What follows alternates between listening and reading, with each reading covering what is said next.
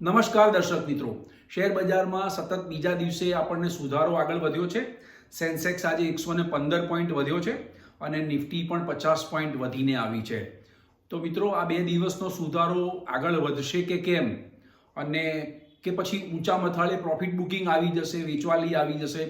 કારણ કે બજારનો ટ્રેન્ડ છેલ્લા 15 દિવસથી તમે જુઓ, 2 દિવસ તેજી, 2 દિવસ મંદી, એટલે કોઈ ટ્રેન્ડ ક્લિયર પકડાતો નથી. નીચેના સ્ટોપલોસ, નીચેના જે સ્ટોપલોસ છે એ પણ તૂટતા નથી, ઉપરના રેઝિસ્ટન્સ લેવલ પણ ઉપર જતું નથી.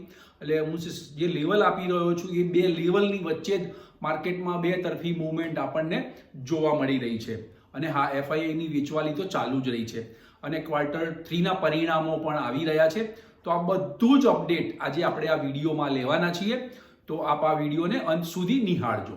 મિત્રો, ઇન્વેસ્ટિંગ A to Z માં આપનું સ્વાગત છે. હું ભરત પંચાલ. સૌ પ્રથમ જોઈએ આજના બજારની ચાલ. તો મુંબઈ શેર બજારનો સેન્સેક્સ 76,414ના સામાન્ય ઊંચા મથાળે ખુલ્યો. શરૂમાં એ ઘટી 76,202 થયો. ત્યાંથી ઝડપથી ઉછળી નવું બાઇંગ આવતા 76,743 થયો. એટલે લગભગ સમજો ને 300 પોઈન્ટ વધ્યો નીચા મથાળેથી. અને ટ્રેડિંગ સેશનને અંતે 76,520.38 બંધ આવ્યો છે, જે 115.39ની મજબૂતાઈ દર્શાવે છે. નેશનલ સ્ટોક એક્સચેન્જનો નિફ્ટી ઇન્ડેક્સ 23,128 ખુલ્યો. એ ગઈકાલના બંધની સામે થોડો માઇનસ ખુલ્યો હતો.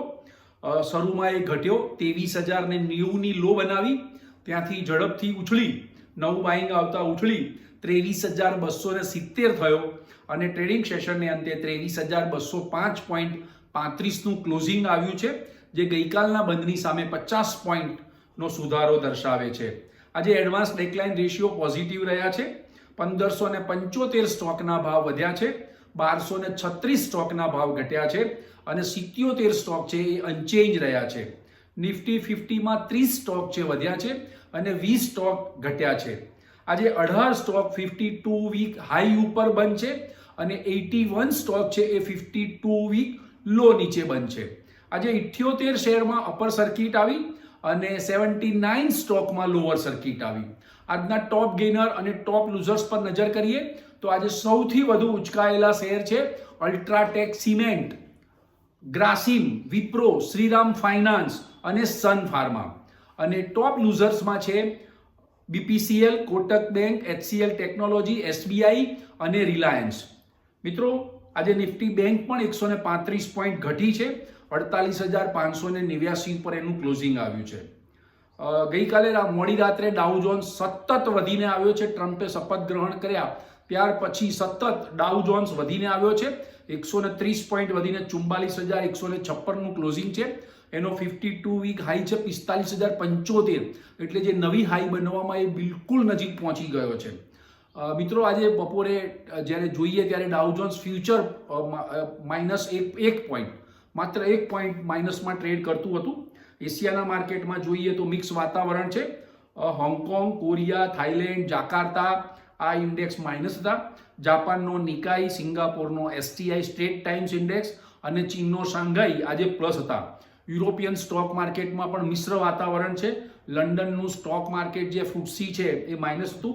જર્મનીનો ડેક્સ અને ફ્રાન્સનો કેક આજે પ્લસ હતા. એટલે આજના બજારમાં જોઈએ તો IT, pharma, automobile, reality, FMCG અને PSE સ્ટોક સેક્ટરના સ્ટોક્સમાં નવું બાઇંગ હતું, એટલે એ સેક્ટરના ઇન્ડેક્સ પ્લસમાં બંધ આવ્યા છે. એની સામે ઓઇલ, ગેસ અને બેંક શેરોમાં ઊંચા મથાળે પ્રોફિટ બુકિંગ હતું, એટલે માઇનસમાં ક્લોઝિંગ આવ્યા છે. મિત્રો, ઇકોનોમિક પેરામીટર્સ જોઈએ તો બધા મોટાભાગે ડોલર ઇન્ડેક્સ છે એ 108.31 પર ટ્રેડ કરી રહ્યો છે. ડોલર સામે રૂપિયો પણ 13 પૈસા આજે ઘટ્યો છે, 86.46 બંધ આવ્યો છે. ક્રૂડ પણ થોડું સામાન્ય સુધરીને આવ્યું છે. બીજા મિત્રો, કેટલાક કોર્પોરેટ ન્યૂઝ આવ્યા છે અને કોર્પોરેટ મહત્વની કંપનીઓના કોર્પોરેટ પરિણામો પણ આવ્યા છે. તો એના ઉપર નજર કરતા પહેલા આપણે જોઈએ કે IPOનું એક લિસ્ટિંગ થયું છે. સ્ટાલિયન ઇન્ડસ્ટ્રીઝ ફ્લોરોકેમિકલ્સનું નવી કંપનીનું લિસ્ટિંગ થયું છે. એનો IPO આવ્યો, 186 ટાઈમ્સ ભરાયો હતો. 90 રૂપિયામાં કંપનીએ શેર આપ્યો હતો. 120 રૂપિયામાં BSE NSEમાં એનું લિસ્ટિંગ થયું. લિસ્ટિંગ થયું ત્યારે 33% ઊંચા ભાવે થયું છે અને લિસ્ટિંગ થયા પછી એમાં અપર સર્કિટ આવી 126 રૂપિયાનો ભાવ બંધ રહ્યો, 40% એ વધીને આવ્યો છે. એટલે જેણે ન વેચ્યા હોય એમને અત્યારે હાલ 40%નો લિસ્ટિંગ ગેઇન મળી રહ્યો છે. એટલે મિત્રો હવે જોઈએ કેટલાક કોર્પોરેટ ન્યૂઝ ખૂબ મહત્વના. ANIના સમાચાર છે. ANIના હવાલેથી સંરક્ષણ મંત્રાલયે 70,000 કરોડની સબમરીનની ડીલ હતી લાર્સન ટુબ્રો સાથેની. તો લાર્સન ટુબ્રોએ જે પ્રસ્તાવ મૂક્યો હતો એને સરકારે નકારી કાઢ્યો છે. એટલે એ જે પ્રસ્તાવ હતો લાર્સન એન્ડ ટુબ્રોએ જે પ્રપોઝલ આપી હતી એ 70,000 કરોડની સબમરીનની ડીલ માટેની હતી. એ સરકારે નકારી કાઢી છે અને એ જે પ્રપોઝલ હતી એ નિયમોની વિરુદ્ધ છે. એટલે આ સમાચાર આવતા લાર્સન ટુબ્રો 15 રૂપિયા ઘટી અને 3503 રૂપિયાનો ભાવ બંધ આવ્યો છે. બીજું મિત્રો ઈરડા છે. ઈરડા QIP દ્વારા 8,000 કરોડ રૂપિયાની મૂડી ભેગી કરશે, એટલે કે ઊભી કરશે. એટલે બોર્ડે મંજૂરી એની આપી દીધી છે. અને બીજું મિત્રો મહત્વના સમાચાર એ છે કે રિલાયન્સ ઇન્ડસ્ટ્રીઝ અને મહારાષ્ટ્ર સરકારે અતિ મહત્વના કરાર કર્યા છે. દાવોસમાં કરાર કર્યા છે. રિલાયન્સ ઇન્ડસ્ટ્રીઝ 3.05 લાખ કરોડનું મહારાષ્ટ્રમાં ઇન્વેસ્ટમેન્ટ કરવાની છે. એના માટે રિલાયન્સ અને મહારાષ્ટ્ર સરકારે દાવોસમાં કરાર પર સહી સિક્કા કર્યા છે. રિલાયન્સ શેમાં ઇન્વેસ્ટમેન્ટ કરવાની છે એ સેક્ટરના નામ ભૂલી જાઉં છું. New energy, retail, hospitality, high tech, manufacturing, telecom, આટલા સેક્ટરમાં એ 3,05,000 કરોડ રૂપિયાનું રોકાણ કરશે. અને આ જો રોકાણ કરશે મહારાષ્ટ્રમાં તો 3 લાખ નવી નોકરીઓનું સર્જન થશે. આ એક સમાચાર હતા, ખૂબ મહત્વના હતા. પણ આ સમાચાર આવ્યા હોવા છતાં પણ રિલાયન્સના શેરમાં નફારૂપી વેચવાલી જોવાઈ છે અને રિલાયન્સનો શેર 13 રૂપિયા ઘટી અને 1263 રૂપિયા બંધ આવ્યો છે. Q3ના રિઝલ્ટ ઉપર નજર નાખી દઈએ મિત્રો. BPCL નું Q3નું પરિણામ જાહેર થઈ ગયું છે.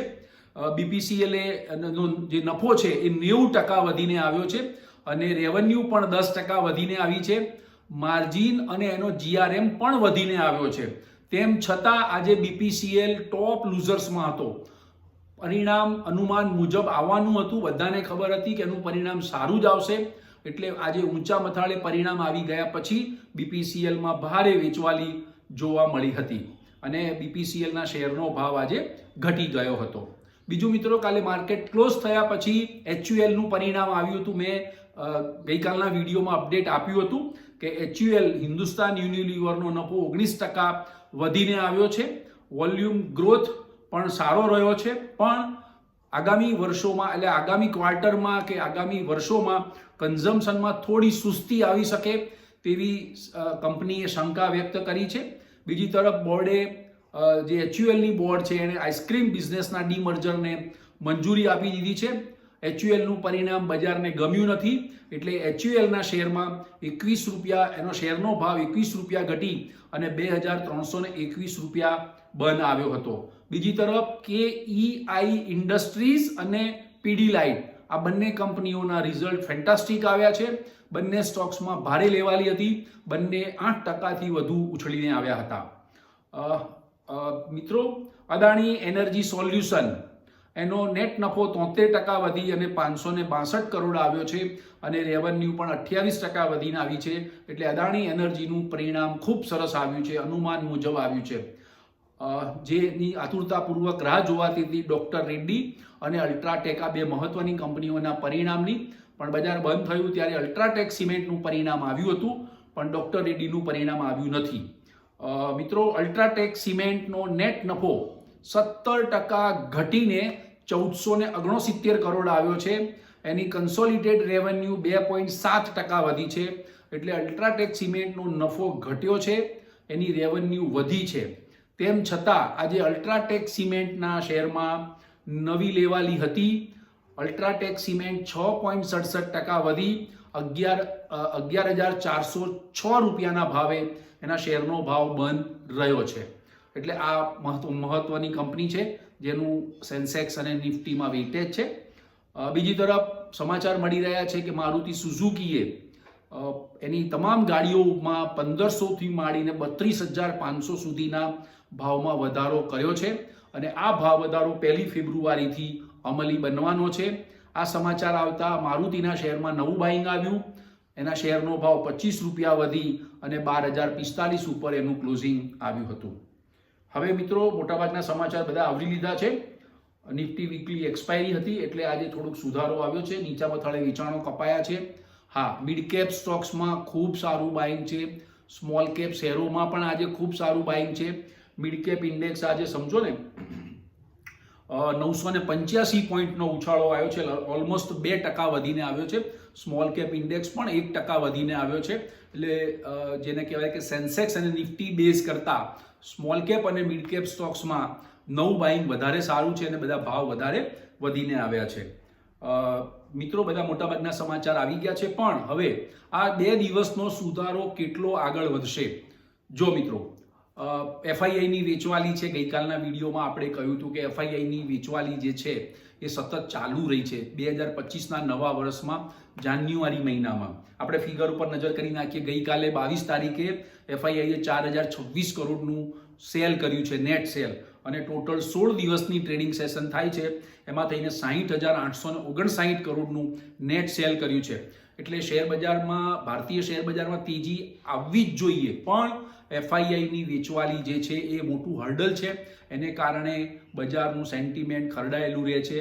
ઓપરેટરો પણ દરેક ઊંચા મથાળે વેચવા આવી જાય છે. હા, એફઆઈઆઈ વેચી જાય છે, પણ સામે ડીઆઈઆઈ અને મ્યુચ્યુઅલ ફંડો એટલા મજબૂત છે કે એફઆઈઆઈએ જેટલું વેચ્યું એ બધું એમણે એબ્સોર્બ કરી દીધું છે. માર્કેટ ઉપર એનું પ્રેશર કે લિક્વિડિટી આવવા દીધી નથી. એટલે મિત્રો બજારનો જે ટ્રેન્ડ છે એ જળવાઈ રહ્યો છે. સેન્સેક્સ અને નિફ્ટીનો જેટલું કરેક્શન જોઈતું હતું માર્કેટને હેલ્ધી થવા માટે, 12%નું કરેક્શન ઓલરેડી આવી ગયું છે. હવે ગ્લોબલ સંકેતો તો બદલાવાના છે, પણ ભારત માટેના 2 પોઝિટિવ સાઇન છે. એક તો 1 ફેબ્રુઆરીએ બજેટ છે. 8 દિવસ બાકી રહ્યા છે. કાઉન્ટડાઉન શરૂ થઈ ગયું છે. હવે આજની તારીખથી ગણીએ તો 8 દિવસ 1 ફેબ્રુઆરીને બાકી છે. યુનિયન બજેટ આપણું રજૂ થવાનું છે અને આરબીઆઈની ક્રેડિટ પોલિસીની સમીક્ષા પણ થવાની છે ફેબ્રુઆરીમાં. આ વખતે આરબીઆઈ જેને કહેવાય કે રેપો રેટમાં 25 બેઝિસ પોઈન્ટનો કટ કરે, એટલે કે વ્યાજ દરમાં ઘટાડો કરે તેવી શક્યતા જોવાઈ રહી છે. આ 2 મહત્વના તેજીના કારણ છે. બજેટ પણ ખૂબ સારું આવશે, જીડીપીને ગ્રો કરનારું આવશે, એટલે એ આશાવાદ તો છે જ. એટલે માર્કેટમાં હવે પ્રી બજેટ રેલીનો પ્રારંભ પણ થવો જોઈએ. આગામી સપ્તાહે થવો જોઈએ, નહીં તો કાલથી થવો જોઈએ. પણ 2 દિવસનો સુધારો ટકે છે કે નહીં એ ખૂબ મહત્વનું છે. બીજું મિત્રો, છેલ્લા 15 દિવસથી બજારની 2 તરફી વધઘટને કારણે ટ્રેડિંગ વોલ્યુમ છે જે ફ્યુચર ઓપ્શનમાં હોય કે માર્કેટમાં ડિલિવરી બેઝ ટ્રેડિંગ હોય એમાં વોલ્યુમ ઘટ્યું છે. વેઇટ એન્ડ વોચની પોલિસી ઓપરેટરો પણ અપનાવી રહ્યા છે. માથે બજેટ આવી રહ્યું છે એટલે કોઈ નવી પોઝિશન લેવા પણ તૈયાર નથી. એટલે વીકલી જેને કહેવાય કે લોકો પોઝિશન બનાવે છે અને એમાં 2 તરફી વધઘટ આપણને જોવા મળી છે. એનું કારણ એ છે કે લોકો એ વીકલી જેને કહેવાય પોઝિશન લઈ લે છે અને પોઝિશન સરખી કરે છે. પણ મહત્વનું એ છે છેલ્લા 3 દિવસની ટ્રેડિંગ સેશનમાં સેન્સેક્સ અને નિફ્ટી જે મથાળે ખુલે છે એના ઉપર બંધ રહે છે. આ એક પોઝિટિવ સાઇન. બીજી પોઝિટિવ સાઇન મેં ગઈકાલે પણ કહ્યું હતું. બીજી પોઝિટિવ સાઇન કે 3 દિવસમાં નવો લો જે થયો હોય એ તૂટતો નથી. આગલા દિવસનો લો હોય તો આજે તોડ્યો નથી, એના ગઈકાલે પણ એના આગલા દિવસના લોને તોડ્યું નથી. એટલે બજાર હેલ્ધી છે, મજબૂત નિશાની દર્શાવે છે. બીજું મિત્રો, સ્ટોપ લોસ મેં છેલ્લા આ અઠવાડિયાના તમામ વિડીયોમાં સ્ટોપ લોસ આપી રહ્યો છું. સેન્સેક્સમાં 76,250, નિફ્ટીમાં 23,050 અને બેંક નિફ્ટીમાં 47,900. આ સપોર્ટ લેવલ તૂટતા નથી. આ મથાળે બજાર સપોર્ટ મેળવી જ લે છે. તમે જોશો, તમે ઇન્ડેક્સની વધઘટ કાઢીને જોજો, એટલે આ બહુ મેજર સપોર્ટ લેવલ છે. 76,250નું સેન્સેક્સમાં, નિફ્ટીમાં 23,050 અને બેંક નિફ્ટીમાં 47,900. જો આ લેવલ તોડે તો બજારમાં વધુ ખાના ખરાબી થઈ શકે છે. પણ આ સ્ટોપ લોસે બજારમાં આપ તેજી કરી શકો છો, કારણ કે ગ્લોબલ સંકેતો તો પોઝિટિવ થયા છે. ડાઉ જોન્સ પણ એની હાઈ નજીક પહોંચી ગયો છે. પણ મિત્રો, એફઆઈઆઈની વેચવાલી એ એક મોટું હર્ડલ છે મારી દ્રષ્ટિએ. એટલે એફઆઈઆઈની વેચવાલી અટકે ત્યારબાદ જ ભારતીય શેર બજારમાં સુધારો આપણને જોવા મળશે. તો બસ મિત્રો, આજના વિડીયોમાં આટલું. નવી માહિતી સાથે આવતીકાલે ફરીથી આપણે નવા વિડીયોમાં મળીશું. આજના વિડીયોની માહિતી આપને જો ગમી હોય તો લાઇક્સ કરજો, શેર કરજો, સબસ્ક્રાઇબ કરજો અને ખાસ કમેન્ટ્સ કરજો કે આજની માહિતી આપને કેવી લાગી. Thank you very much.